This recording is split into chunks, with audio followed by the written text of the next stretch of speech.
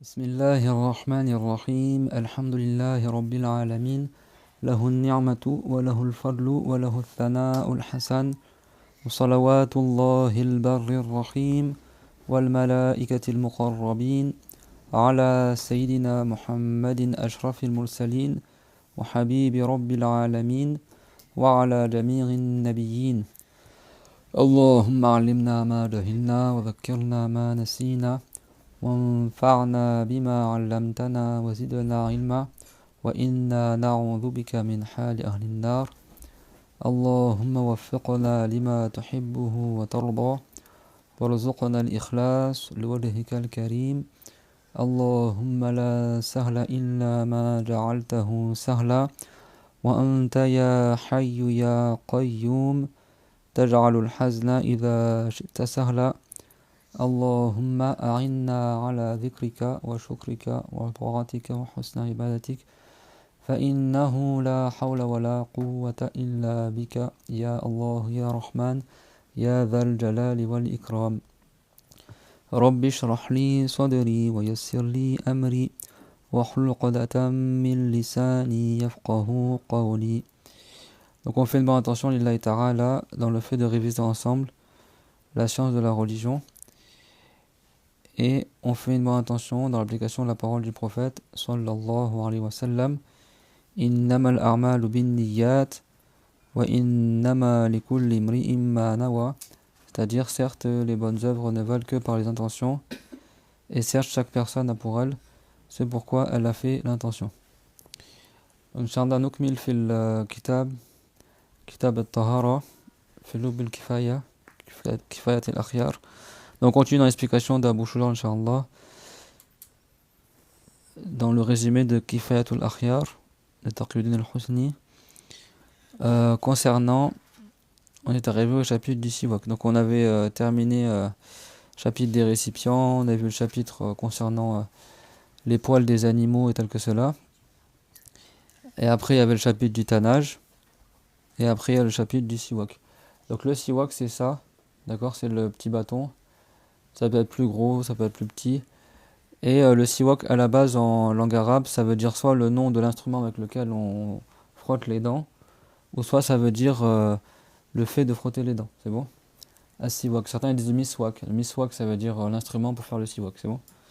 Siwak يطلق على الآلة التي تستعمل لتنظيف الأسنان وكذلك يطلق على الفعل يعني ساك يسوق siwak yani هو فعل الاستياك.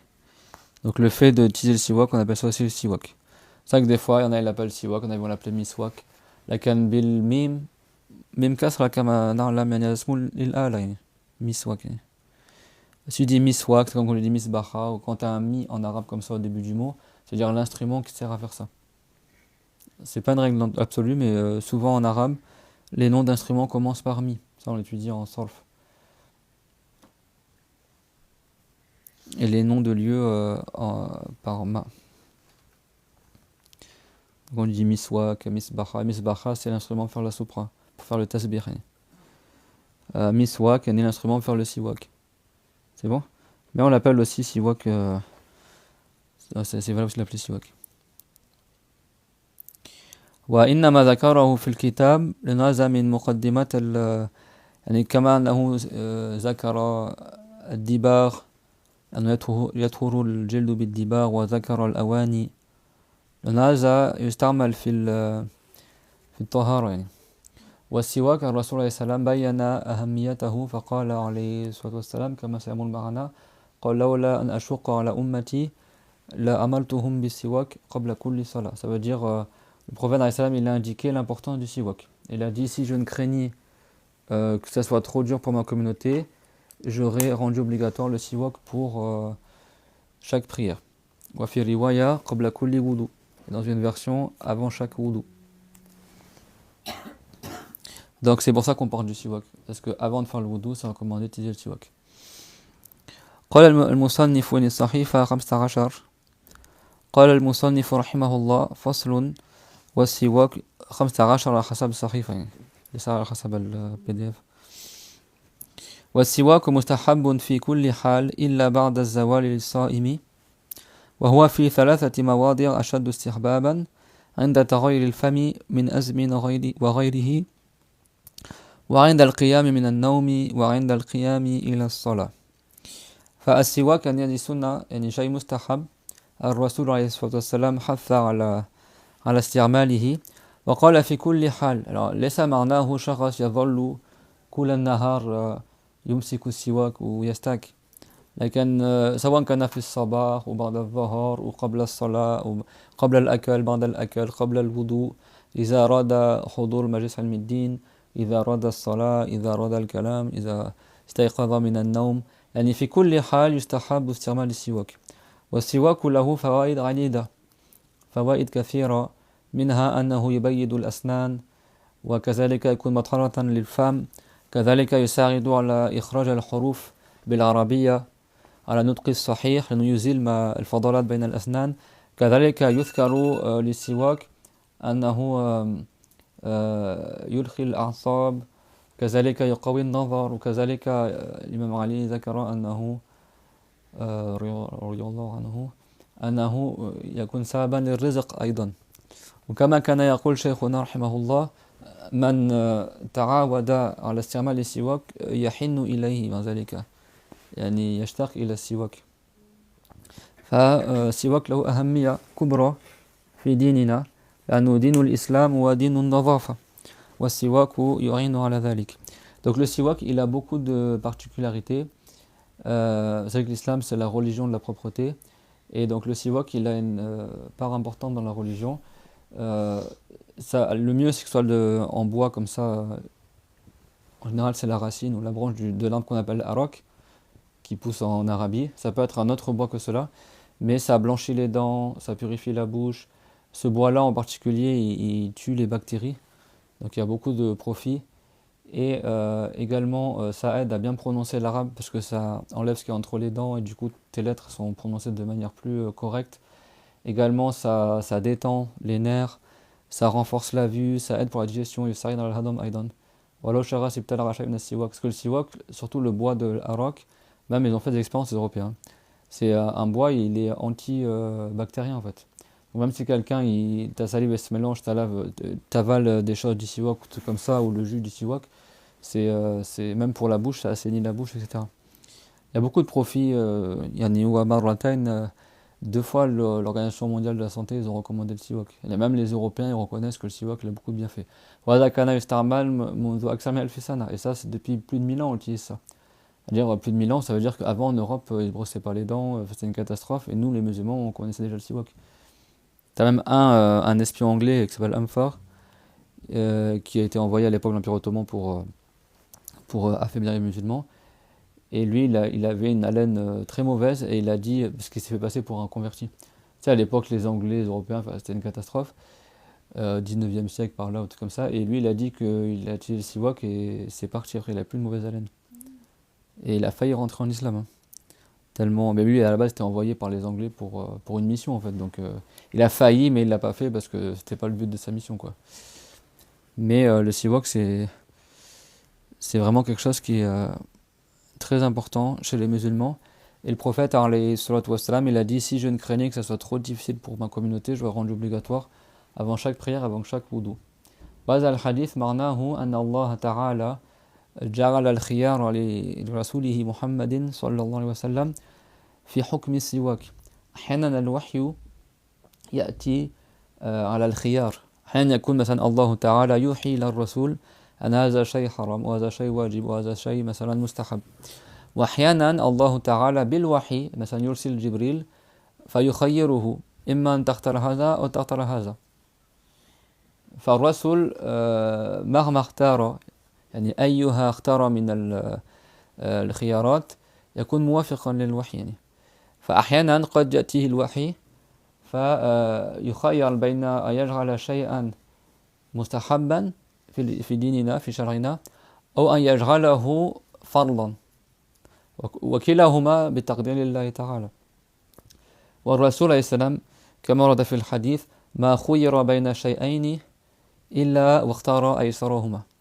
يعني معناه ما خير بين شيئين بين أمته في أمته إلا واختار ما هو الأسهل للأمة. فخير في حكم السواك بين أن يجعله مستحبا وبين أن يجعله فرضا قبل كل وضوء وقبل كل صلاة. فهو نظر ما هو الأيسر على أمته فاختار الاستحباب، وكان له أن يختار أنه واجبا، لكن قال لو يعني يخاف أن يشق على أمته اختار الاستحباب، يعني لأن هو ديننا سهل ما شاء الله. فيدل على إيش؟ على عظم يعني أهمية السواك يعني. Et donc des fois Dieu il envoie la révélation et c'est le prophète qui choisit le jugement. Des fois Dieu il envoie la révélation, telle chose c'est obligatoire, point, c'est bon.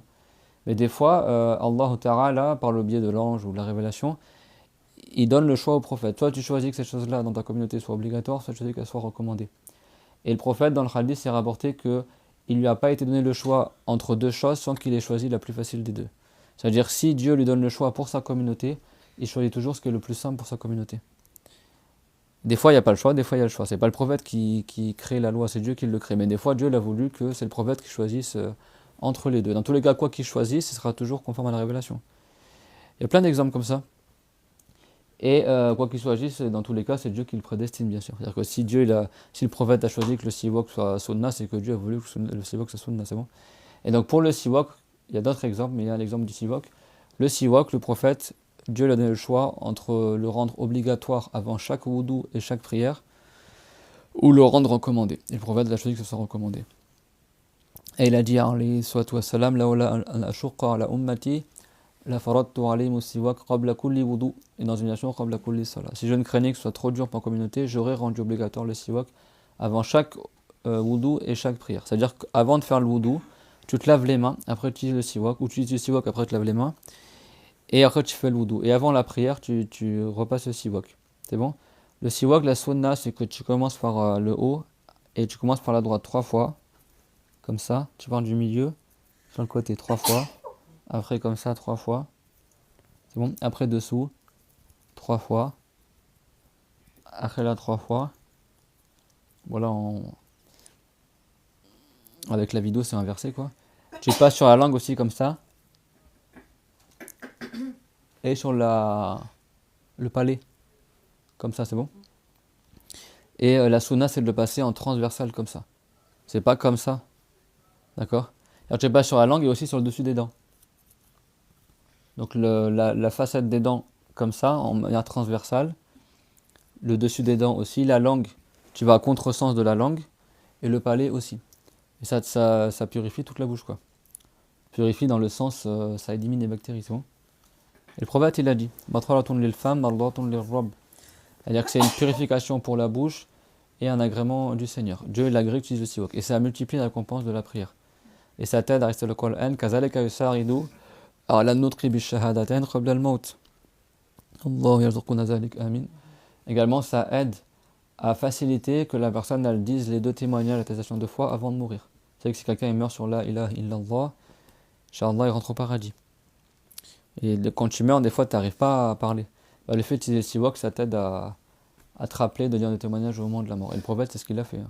Quand il était en train de mourir, il y avait le frère de وهو في حالة الاختضار عليه الصلاة والسلام قريب من الموت دخل أخو عائشة إلى غرفة عائشة إلى حجرتها رضي الله عنها وكان حاملا للسواك فالرسول عليه السلام ما كان يستطيع الكلام فنظر إلى السواك فعائشة فهمت منه أنه يريد السواك فأخذت السواك وماذا فعلت هي بنفسها بللت السواك بريقها ثم صارت تستك فم الرسول عليه الصلاة والسلام فدخل ريقها بريق رسول الله صلى الله عليه وسلم اختلط قبل الوفاة. Et donc le prophète, quand tu meurs, alors même les prophètes, des fois Dieu il élève le degré de la personne par les douleurs de la mort. Donc le prophète quand il était en train de mourir, il n'avait plus à parler. Et donc il y a le frère de Raïcha qui est rentré dans la chambre de Raïcha, comme c'était son frère, et il avait un siwak dans les mains. Et le prophète, il a regardé le siwak, et Aïcha, qui était très intelligente et qui connaissait le prophète, elle a compris que le prophète, il voulait le siwak. Et le siwak, la sunna, le mieux, c'est qu'il soit sec, en bois sec, mais après tu le mouilles avec de l'eau. C'est bon? Et comme le prophète, il n'avait plus de salive, parce qu'il était en train d'agoniser, c'est elle, Aïcha, qui l'a mouillé avec sa salive et après elle l'a mis dans la bouche du prophète. Elle a utilisé le siwak pour le prophète. Et sa salive s'est mélangée à la salive du prophète. Ça, c'est parmi les mérites. Et ça aide au moment de la mort pour dire des belles paroles, etc. Donc ça, c'est vraiment le siwak, c'est très important. Notre cher disait, si quelqu'un s'habitue à utiliser le siwak, après son cœur il se languit du siwak. Shaykhuna kana fi kulli ghurfa lahu siwak. Dans chaque pièce de sa maison, il y avait un siwak. Moi, à la maison, j'en ai plein aussi. À chaque fois, je les perds. Donc du coup, quand j'étais à la Rambla, j'en ai ramené une dizaine. Plus j'en ai racheté d'autres. Après, le mieux, c'est qu'il soit la taille du doigt et la taille d'un empoigne. Grand comme ça. Moi, je ne vais pas ça vous ramener, mais j'en ai à la maison. Ils sont grands comme ça et ils sont à peu près d'1 centimètre de large, c'est bon. Après, ça va en diverger. Certains, par exemple les Malikites, eux, ils préfèrent qu'il soit vert, le siwak. Le goût, il est assez fort. Hein. Dans les Chafirites, on dit qu'il vaut mieux que ce soit sec.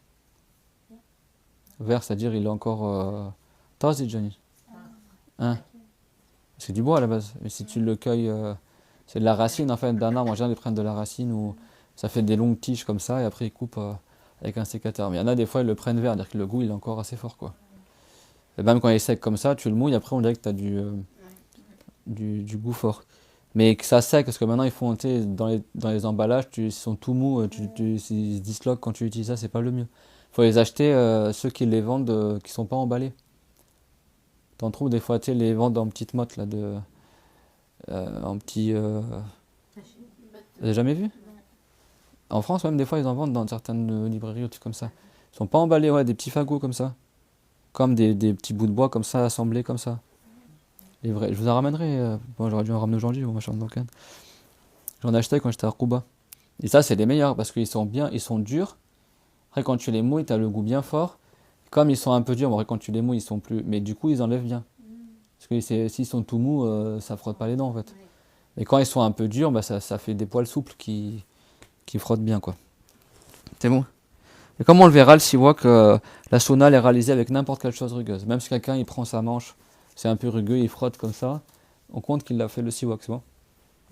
Ouais, c'est pas forcément avec le bois. Mais à la base, ce qui est connu, c'est le arak, c'est bon, ce bois-là. Si quelqu'un il prend un autre bois, en Afrique des fois ils font avec, ou par exemple il prend même le cure-dent, ça rentre dans la sauna du siwak. Hmm. Même tu prends n'importe quel morceau de bois, tu peux faire le siwak avec. Mais bon, c'est pas tous les bois qui sont fibreux comme ça. Tu ramènes du bois d'olivier, bon, tu galères un peu quoi. Le mieux c'est arak, si tu trouves pas le arak, tu prends du bois de dattier, nakhil. وفي ترتيب يعني أحسن شيء الأراك إذا لم يجد الأراك فيستاك بالنخيل وأي عود يعني خشب يعني قد يستعمل للسواك كل ما كان خشنا ومزيلا للأذى يصلح السواك حتى الإصبع الخشن بعض العلماء قالوا يصلح même le doigt si ton doigt il est un peu rugueux certains savants ils ont dit que c'est valable d'utiliser comme siwak c'est bon. C'est-à-dire si quelqu'un vraiment n'a plus rien pour utiliser le siwak, avant la prière, il frotte avec son doigt. ورد حديث بعض العلماء صححوه وهو استاكوا ولو بأصابعكم. Certains savants, ils ont considéré fort un hadith. Certains, ils ont dit que c'est un hadith, d'autres, ils ont dit qu'il est fort, qui est faites le siwak ne serait-ce qu'avec vos doigts. C'est-à-dire même si tu n'as rien, avant la prière, tu frottes avec tes doigts. Tu as des doigts rugueux, quoi. Donc c'est ça le cours d'aujourd'hui, Inch'Allah. Donc le siwak il est recommandé dans n'importe quelle situation, sauf après que le soleil quitte le milieu du ciel pour celui qui est en train de jeûner. C'est bon. Alors, al-mas'ala fi kalam, dans ce sujet-là, il y a des divergences chez les savants. An-Nawawi wa an yukra ba'da az-zawal wa hak li-sa'im. An-Nawawi rahimahullah wa dhakara mutlaqan la yukra. An-Nawawi rahimahullah. لا يكره حتى بعد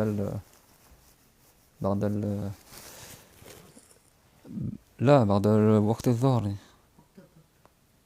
أما هو أبو شجاع كأنه لم يسمع ببعض الأحاديث فأفتى بذلك. Donc certains savants comme Abu Shujar ils ont dit que si tu es en train de jeûner après l'entrée du temps du Dhuhr, c'est déconseillé d'utiliser le siwak. C'est bon. Et An-Nawawi qui est un savant connu chafirite, lui il a choisi que dans l'absolu c'est pas déconseillé même quand tu jeûnes, c'est bon. Alors eux ils ont fait un ijtihad à partir de certains hadiths, mais après il y a d'autres hadiths qu'ils n'ont peut-être pas entendus. Donc le mieux c'est qu'on dise c'est pas déconseillé parce que c'est rapporté que le prophète plein de fois il utilisait le siwak après le dhuhr pendant qu'il jeûnait. ورد أنه كثيرا الرسول اشتكى عددا لا يحصى يعني بعد الزوال. لكن لعل أبا شجاع وغيره من العلماء ما اطلعوا على هذا الحديث. فالمعروف عند الشافعية أنه يكره بعد الزوال، وهم كذلك لهم دليل من الحديث يعني، لأنه ورد في فضل خلوف فم الصائم، هذا مر معنا في دروس في الصيام، أن الله تعالى يعني يرضى عن هذه الرائحة التي تتسبب عن الصيام، فإذا شخص أزالها بالسواك فمن حيث الظاهر يفوته الفضيلة يعني، لأنه ما عاد يظهر هذه الرائحة الذي ورد فيها أنه أطيب عند الله من ريح المسك. ويعني كانوا في فضيلة تتعلق بتلك العلامة يعني. فلذلك قالوا في الصباح إذا شخص عنده رائحة غالبا يكون سببها ما أكله في الليل في وقت السحور، أو يعني من النوم يعني، ليس بعد رائحة ناشئة من الصيام يعني. أما بعد الزوال هذه الرائحة تكون من الصوم فيكره إزالتها، إلا إذا نام من جديد وصار يعني رائحة يعني لا تتعلق بالصيام، فهنا لا يقرأ يعني. في تفاصيل يعني هم فصلوا، لكن هؤلاء العلماء يعني كأنهم فأكيد يعني ما اطلعوا على حديث أن الرسول صلى الله عليه وسلم كان يستيقظ بعد الزوال، وإلا الشخص لا يخالف الشرع يعني. لكن هكذا، وقد شخص لا يعتقد بصحة الحديث فلم يأخذ به. Donc là, ce qu'il a dit à Abu Shuja, que c'est déconseillé pour celui qui jeûne d'utiliser le siwak, à dire que c'est pas bien, quoi, en gros, quoi, mais c'est pas haram, mais c'est pas bien, parce que à la base, c'est important dans les hadiths, tout ça on va le voir dans le livre, mais je préfère le faire à l'oral, c'est plus simple. On va le voir dans le livre, c'est que, en fait, on l'a vu ça pendant Ramadan, que, que celui qui jeûne, il aura deux joies, une joie au moment où il rompt, et une joie au moment où. C'est dans le hadith Qudsi, et une joie quand il verra la récompense de son jeûne au-delà. Et après, Dieu il a dit que, dans cette version, c'est Dieu qui dit, dans le hadith Qudsi, qu'on a vu dans les Salihin, vous vous rappelez, et il a dit, et l'odeur, la laine du jeûneur est meilleure pour Allah que l'odeur du musc. C'est-à-dire, tout comme tu as des récompenses à te parfumer, et ben tu as des récompenses à avoir cette haleine-là du jeûneur, c'est bon. Et pour Allah, c'est meilleur que la récompense de se parfumer. D'ailleurs, se parfumer après le dhuhr, durant le jeûne, c'est contraire à ce qui est prioritaire. Khilaful awla. C'est bon? C'est pas le mieux, c'est bon? Et donc, il y a un mérite particulier pour l'odeur de celui qui jeûne, son haleine, c'est bon? Et les Shafi'ites, ils ont dit le matin, quand tu as une haleine, c'est dû au fait que tu as dormi avant ou parce que tu as mangé pendant le Ramadan, par exemple, tu as mangé dans le temps du sahur. Sahar, avant l'aube, c'est bon? Donc, du coup, la laine, c'est par exemple, tu as bu des haleines du café que tu as bu juste avant, tout comme ça. Donc, c'est pas une haleine qui vient simplement par le fait que quand tu es en train de jeûner. Donc, tu peux utiliser le siwak, etc., c'est bon? Mais quand tu as jeûné toute la matinée, et après la moitié de la journée est passée et le soleil quitte le milieu du ciel, là, la laine que tu as, c'est une haleine qui est simplement due au fait que tu ne manges pas, donc tu es en train de jeûner. Et donc, c'est pour ça que les savants ils ont dit qu'après le début du temps du dhuhr, après que le soleil quitte le milieu du ciel, là, maintenant, la laine que tu as, c'est vraiment la laine du jeûneur. Et comme dans le hadith, c'est rapporté que cette haleine-là, elle a un mérite changement de Allah, ça veut pas dire que ça sent mauvais, mais ça veut dire que tu as une certaine odeur qui indique que tu jeûnes, parce que tu ne manges pas, etc. Et ben, les savants, ils ont dit, vaut mieux que tu la laisses. Tu ne l'enlèves pas. Donc, ils ont dit, certains, que c'est déconseillé d'utiliser le siwak. C'est clair? Et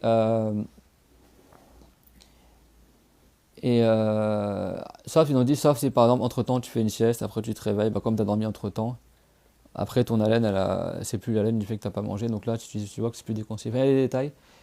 Mais certains savants, comme un Nawawi, ils ont dit dans l'absolu, c'est pas déconseillé. Parce que lui, Nawawi, c'était un hafiz dans le hadith, et lui, il sait que enfin, les savants du hadith, ceux qui connaissent plus de hadith, ils savent que le prophète, alayhi salam, certains compagnons ont témoigné que le prophète, il utilise le siwak après le vol durant le Ramadan d'un nombre incalculable. Donc si quelqu'un il entend ce hadith, il n'a pas le droit de dire après que c'est déconseillé alors que le prophète l'a fait plein de fois. S'il le fait une fois pour nous montrer que c'est permis, là tu peux dire que c'est déconseillé pour nous, mais pour le prophète c'est obligatoire qu'il nous montre que c'est valable. Mais là il le fait plein de fois, de manière apparente, c'est que c'est pas déconseillé, sinon le prophète ne l'aurait pas fait. C'est clair, mon tout le monde? Ça qu'un Nawawi, lui, il a choisi que c'est pas déconseillé du tout. Mais ce qui est connu chez les chaférites, c'est que c'est déconseillé à la base. Donc nous, comme on sait qu'il y a un hadith qui rapporte à ce sujet-là, peut-être ces savants-là, chaférites, n'ont pas entendu le hadith, ou alors pour eux, le hadith n'est pas confirmé. Mais toi, si tu as cru le hadith, tu n'as pas le droit de dire que c'est déconseillé d'utiliser le siwak après le var, c'est bon?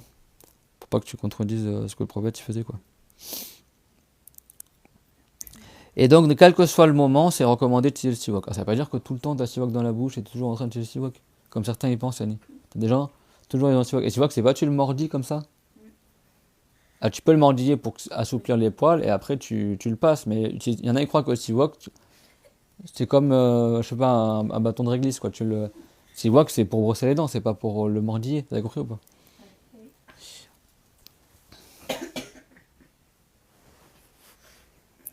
وشيخنا كان يقول أن الفرشاة الأسنان لا تقوم مقام السواك.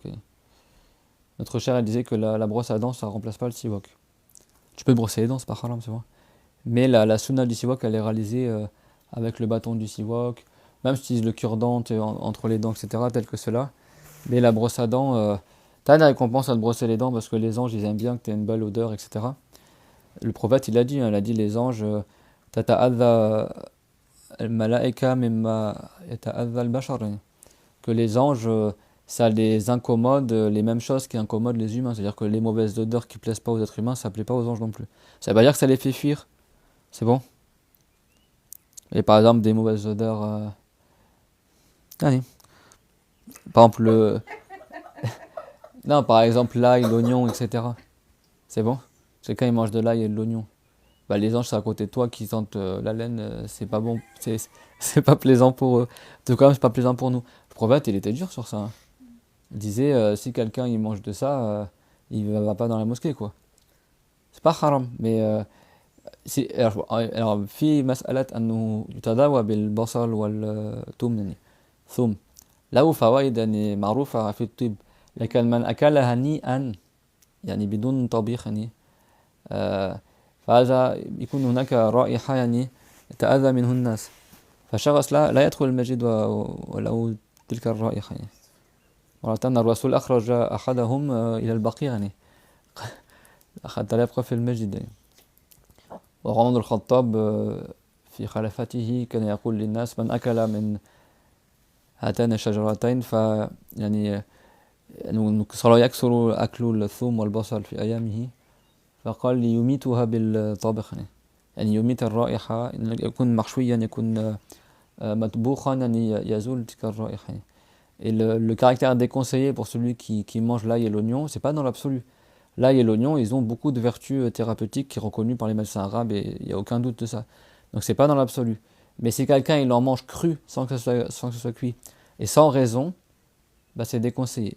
Et c'est recommandé qu'il n'aille pas à la mosquée. D'accord? Parce que bah, les gens qui prient à côté de lui, ils vont s'incommoder. Et même les anges, ça leur plaît pas. Et le prophète, il a dit, les anges, ils s'incommodent des mauvaises odeurs, tout comme vous aussi également. Mais ça veut pas dire que ça les fait fuir, c'est bon? Et sauf si tu fais cuire l'oignon et là, il n'y a plus cette odeur-là, c'est bon? Le prophète disait c'est deux plantes perverses, mais ça ne veut pas dire que c'est haram de les manger, mais c'est-à-dire que si tu les manges crus, il y a une mauvaise odeur. À l'époque de Omar al-Khattab, c'est rapporté dans le hadith, Nawawi rapporte qu'à son époque, beaucoup ils mangeaient ça. Ils mangeaient plus qu'avant de l'ail et des oignons. Et Omar, il a dit, si vous vraiment vous voulez en manger, alors tuez l'ail et l'oignon en le cuisant. C'est-à-dire, faites disparaître l'odeur en le cuisant. Si tu le cuis, après, il n'a plus cette odeur-là. Mais attention, on ne dit pas dans l'absolu, c'est déconseillé d'en manger. Ça a des vertus pour la tension artérielle, il y a plein de vertus dans l'ail. Même pour tuer les virus et tout comme ça, il y a plein de trucs. Donc l'oignon et tout ça. Mais si quelqu'un le mange cru, après il fait en sorte d'enlever l'odeur, etc., quoi. Donc le siwak, ça aide aussi pour ça. Donc si quelqu'un brosse les dents avec dentifrice dans cette intention-là, il a des récompenses. Mais la brosse à dents à elle seule ne remplace pas le siwak. C'est bon? Et donc le siwak, tu peux utiliser, donc comme on dit, avant de faire le wudu, avant de faire la prière, ça multiplie les récompenses de la prière, et du wudu également. Également le siwak, par exemple, si tu vas aller à un cours de religion, si ça fait longtemps que tu n'as pas parlé, ça fait longtemps que tu n'as pas mangé, tu viens de te réveiller du matin par exemple, ou de ta sieste. Il y a plein avant de manger, après manger, quand tu es en agonie. Comme on a vu, il y a plein de situations où ça comment utiliser le siwak. L'imam Ali ibn Abi Talib, il a dit même que si quelqu'un utilise souvent le siwak, c'est une cause pour avoir la subsistance. Il y a de la baraka dans le siwak, masha'Allah. Même ça détend, ça renforce la vue, enfin il y a plein de profits. Et donc les savants ils disent, quel que soit le moment, tu peux utiliser le siwak. À la base, c'est bon. Mais dans 3 cas de figure, c'est encore plus recommandé de l'utiliser. Et quand il y a n'importe quel moment, ça veut pas dire que tout le temps tu as le siwak, ça veut dire que tu peux l'utiliser maintenant, après, mais ça veut pas dire que tout le temps tu as le siwak dans la bouche. Surtout qu'il y en a des fois qui connaissent pas, donc ils comprennent pas qu'est-ce que tu as dans la bouche, quoi. Donc le premier moment, il a dit Anda tarayyuril fami min azmin wa ghayrihi. Si l'odeur de ta bouche, elle change à cause du fait que ça fait longtemps que tu n'as pas parlé, yani toulu as-sukut masalan, ou tu as dormi, etc. Et ben là, tu utilises le siwak. Quand l'odeur de la bouche, il change. Wa inda al-qiyam min an-nawm, et lorsque tu te lèves le matin. شيخنا كان له السواك تحت الوسادة أول ما يقوم يستاك ثم يبدأ بالتحصين. Notre cher, rahimahullah, il avait son siwak sous le coussin. Quand il se réveillait, première chose qu'il fait, il prend le siwak et il l'utilise, après il commence le tarsin. Et les paroles de protection en arabe. Subhanallah wa bihamdihi la quwwata illa billah ma sha Allah kana wa ma lam yasha lam yakun. Jusqu'à la fin, c'est bon? Wa rinda al-qiyam ila as-salat, et quand tu veux faire la prière, c'est très recommandé d'utiliser le siwak avant de faire la prière. يعني ركعة بالسواك خير من 70 بلا سواك. Une seule raka, une seule unité de la prière en utilisant le siwak avant, c'est mieux que de faire 70 unités sans siwak. C'est-à-dire que tu as 70 fois plus de récompense à la base, quoi, en général, si tu utilises le siwak avant la prière. C'est bon? Ça montre à quel point l'islam, c'est le siwak, ça nettoie les dents. On imagine quelqu'un, avant chaque prière, il utilise le siwak, avant chaque wudu, il utilise le siwak. Quand il se réveille, il utilise le siwak. Quand il mange, il utilise le siwak. Bah, tu as toujours les dents propres. Et toujours une bonne haleine. Parce que le siwak, c'est que parce que maintenant, tu sais, certains dentistes disent de brosser la langue aussi avec la dent, avec la brosse à dents. Bah, nous, ça fait plus de 1000 ans qu'on sait ça. La sunna, c'est de se brosser la langue avec le siwak aussi. Se brosser la langue dans le sens au contraire de la langue et se brosser le palais. Et ça enlève toute la mauvaise haleine, quoi. Surtout si t'as un siwak qui est bien la arak, etc. Et en plus, ça enlève les bactéries, tout ça. C'est vraiment beaucoup de bienfaits dans le siwak. Maintenant, ils font des dentifrices au siwak, ou maintenant ils font. Après, il faut le savoir utiliser, quoi. Et je sais pas si tu imagines, c'est une plante brosse à dents, quoi. C'est-à-dire que le siwak, t'as des poils, quoi. C'est-à-dire que Dieu, il a créé cette plante pour ça, quoi. Alhamdulillah. La nature est bien faite. مفهوم المقدمة. الشرح السواك لغة الدلك وآلاته، يعني يطلق السواك على فعل الدلك، يعني وكمان يطلق على الآلة، يعني على ما يستعمل للسواك. Donc dans la langue arabe qu'on a vu tout à l'heure, le siwak dans la langue arabe ça veut dire soit le dalk. Dalk ça veut dire le fait de frotter, c'est bon? Alors là ils m'ont écrit parce que j'avais fait une vidéo sur l'école Malik. Là ils m'ont dit oui j'ai des problèmes avec le fait de frotter, je reste 15 minutes dans le wudu, etc. Mais en fait quand on dit le dalk dans le wudu, tu fais couler l'eau et après t'étales avec ta main, c'est tout. Ça veut dire que tu fais ça. Et tu restes pendant 50 ans. C'est bon, c'est juste que tu accompagnes l'eau avec la main pour être sûr que l'eau elle est arrivée. Et si tu as des poils, c'est ça. Donc je sais pas pourquoi les gens, en fait, ils ont pas envie par exemple de faire le wudu sur le malik ou ils stressent parce qu'il y a le dalk dedans. Bah, déjà à la base, le dalk c'est sunna chez les chaférites. C'est pas que chez les malikites que c'est bien de faire le dalk. Mais le dalk, ça mange pas de pain, quoi. C'est pas un truc hyper dur. De toute façon, quand tu te douches, quand tu te savonnes, tu fais bien le dalk. Bah, tu fais la même chose sans savon, c'est tout. Tu frottes avec les mains. C'est bon? Donc, le dalk, le fait de frotter comme ça, c'est ce qu'on appelle siwak aussi en arabe pour les dents, d'accord? Siwak, c'est pas pour. Je fais le siwak. Pour les dents. Et également, l'instrument que tu utilises pour le dalk des dents, on appelle ça siwak. Siwak, c'est les savants, on appelle siwak. Maintenant, tout le monde dit miswak, mais c'est siwak à la base. Miswak, c'est-à-dire l'instrument pour faire le siwak. Et siwak, c'est pas faux d'appeler l'instrument lui-même siwak.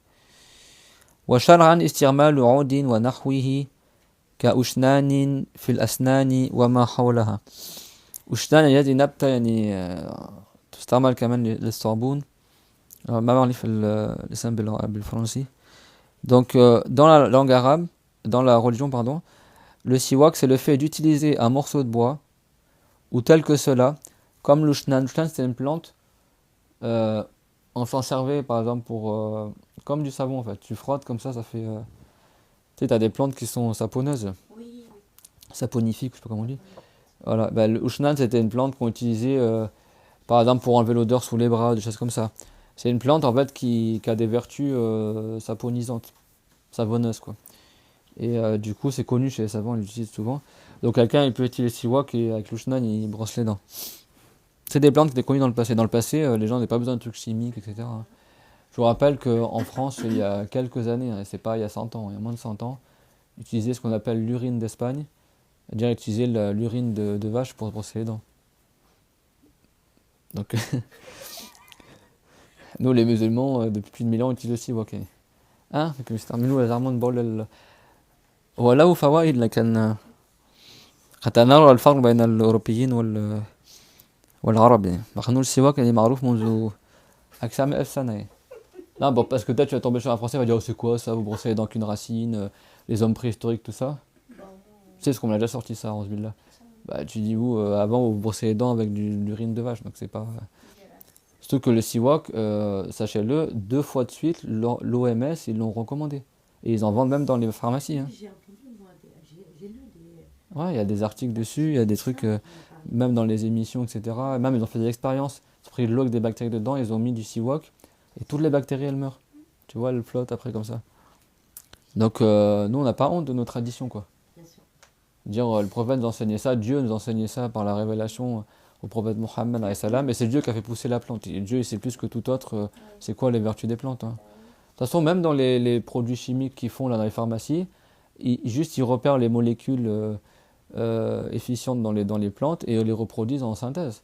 Mais en réalité, tous les médicaments qu'ils utilisent, en réalité, leur origine vient des plantes aussi. Ouais. Donc si tu utilises la plante directement, c'est encore mieux. Mais sauf que la plante, C'est gratuit. tu te fais moins d'argent que... Voilà, c'est gratuit. Donc, siwak, alhamdoulilah, jusqu'à maintenant, c'est conservé. Donc, dans la loi, c'est le fait d'utiliser un morceau de bois ou tel que cela, comme l'ushnan, dans les dents et autour des dents, c'est-à-dire les gencives. Alors, bien sûr, les gencives, yumirru, yani, imraran latifan, laysa yashuddu alay. Si tu fais sur la gencive, tu fais doucement, c'est pas c'est bon. Tu poignardes, t'appuies pas, mais... Et pareil sur les dents, tu fais doucement pour pas faire saigner. Hatta la yudmi al-lisan. Donc c'est la langue, le palais, etc.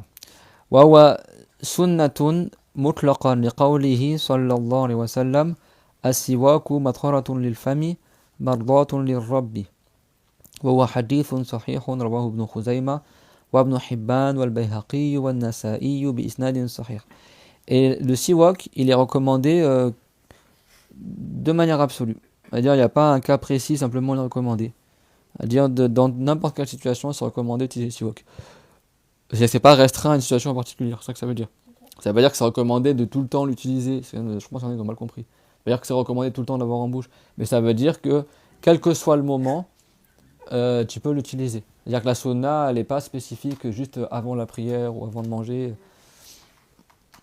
Et ceci en raison de la parole du prophète, alayhi salatu wassalam, As-siwaku matharatun lil fami, mardatun lir rabb.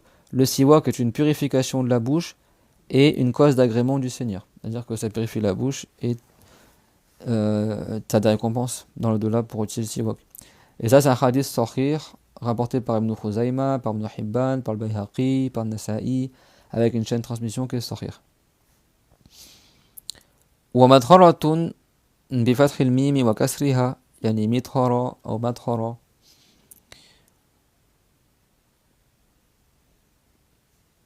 هي كل إناء يتطهر به فشبه السواك بذلك لأنه يطهر الفم. Et le matahara ou le mithara, en arabe à la base, c'est le récipient avec lequel tu fais la purification. Mi, vous rappelez, mi, ça veut dire l'outil que tu utilises. Et matahara, on peut dire matahara et mithara. Et à la base, c'est n'importe quel récipient avec lequel on se lave, on se purifie. Et c'est comme si le prophète, alayhi salam, il a comparé le siwak au récipient avec lequel on se lave. Pour montrer que c'est une cause de propreté pour la bouche. وهل يكره للصائم بعد الزوال في خلاف. الراجح عند الرافعي وفي الروضة أنه يكره لقوله عليه الصلاة والسلام لا خروف لخلوف فم الصائم أطيب عند الله من ريح المسك رواه البيهقي. والخلوف بضم الخاء واللام والتغير وخص بما بعد الزوال لأن تغير الفم بسبب الصوم حينئذ يظهر، فلو تغير فمه بعد الزوال بسبب آخر كنوم أو غيره فاستاك لأجل ذلك لا يكره. هذا مر معنا، لأنه سبب الكراهة وأن لا يزيل رائحة الصيام، يعني أثر الصوم في ريح فمه، فإذا كان الريح تغير بغير الصيام فأزال ذاك الشيء فهو لا يكره لأنه لا يدخل تحت الحديث. وقيل لا يكره الاستياك مطلقا، ورجحه النووي في شرح المهذب والروضة بالأصل كمان للنووي، لكن وفي كتاب قال بأحد القولين، وفي كتاب آخر رجح القول الثاني أنه لا يكره مطلقا. وقال المؤلف وللصائم يؤخذ منه أن الكراهة تزول بغروب الشمس والله أعلم. Donc, concernant le fait de si quelqu'un est jeune, est-ce que c'est déconseillé qu'il utilise le siwak après le début du temps du Dhuhr? Le temps du Dhuhr, c'est quoi? C'est le soleil, le milieu du ciel. Quand il quitte le milieu du ciel, il décline, ce qu'on appelle le zawal. Zawal, c'est pas le zénith, hein, comme beaucoup y traduisent. Zawal, c'est le fait que le soleil quitte le milieu du ciel. C'est le déclin du soleil. Et zénith, c'est le moment dans l'année où le soleil est le plus haut dans le ciel. Et c'est pas, ça veut pas dire ça. Et en arabe, quand le soleil est le plus haut, on appelle ça l'istiwa. Le zawal, c'est quand il quitte. C'est bon? Parce qu'il y en a, tu vois, zawal, zénith, ils font le comparatif, c'est pas la même chose. Hein. Zawal, yani, c'est comme Dieu l'a dit, waqimis salata li duluki shams, quand le soleil quitte le milieu du ciel. Comme on a vu dans le temps du Dhuhr. Donc, est-ce que après ce moment-là, c'est déconseillé pour celui qui jeûne d'utiliser le siwak? Il y a divergence. Vous vous rappelez la divergence? Donc, l'avis prépondérant, rajih, selon Al-Rafiri, on rappelle Al-Rafiri, c'est un des savants qui peut faire prévaloir les avis. Les plus connus dans l'école Shafiri, c'est Al-Rafiri et Nawawi. On appelle les deux chers, Shaykhan. Pour Al-Rafiri, l'avis le plus fort, c'est que c'est déconseillé. C'est bon? Et également dans le Rawda, qui est un livre de Nawawi, il a dit également que c'est déconseillé. C'est bon? Pour eux, on fait prévaloir cet avis-là. Il y a deux avis. C'est bon? Donc pour Al-Rafiri et pour Al-Rawda, c'est déconseillé en raison de la parole du prophète sallallahu alayhi wa sallam, la khulufu fami sa'im atyabu indallahi min rihil misk, que l'haleine du jeûneur est plus belle selon le jugement de Allah, elle est plus parfumée selon le jugement de Allah que l'odeur du musc. C'est-à-dire qu'il y a plus de récompense, c'est bon, que simplement être parfumé. C'est-à-dire que c'est agréé par Allah que tu laisses cette odeur-là. Rapporté par Al-Bukhari. Et le khuluf, on le prononce comme ça avec une dhamma sur le kha et sur le lam, c'est le changement. Le changement de la bouche, l'odeur. Et pourquoi le caractère déconseillé a été restreint simplement au cas où c'est après le début du dhuhr? Parce que si la bouche elle a changé d'odeur, d'haleine, à cause du fait que la personne elle a dormi, le matin par exemple, et ben là il n'y a pas de caractère déconseillé s'il utilise le siwak. C'est bon, comme on a vu tout à l'heure. Et donc si c'est après le début du dhuhr, et que la personne, sa bouche elle a changé, et pas à cause du jeûne, mais à cause du fait qu'il a fait une sieste par exemple.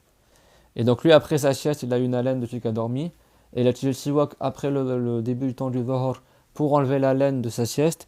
Là, c'est pas déconseillé parce que c'est pas l'haleine du jeûneur, c'est bon? C'est comme ça certains ils ont expliqué, comme Al-Rafiri et d'autres.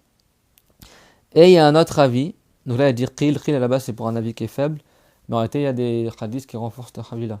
Et Nawawi, dans l'absolu, il a choisi cet avis-là, que dans l'absolu, il a choisi que c'est pas déconseillé. Et notre cher aussi, il prenait cet avis-là, que c'est pas du tout déconseillé dans l'absolu de utiliser le siwak après le début du dhuhr, lorsqu'on jeûne. Et An-Nawawi, il a fait prévaloir cet avis-là dans le commentaire de Al-Muhadhab. Muhadhab et Al-Majmou', Kitab Al-Majmou'. Et la parole de l'auteur, les sa'imi, yukhadhu minhu an al-karahata tazur bi ghurubi shams. Et quand l'auteur il a dit pour celui qui jeûne, on comprend que si ton jeûne est terminé, c'est plus déconseillé d'utiliser le siwak. C'est bon? Et si quelqu'un ne jeûne pas, bien sûr, il peut utiliser le siwak après le temps du dhuhr, c'est bon? Mais il y a divergence, comme on a vu, par rapport concernant le siwak.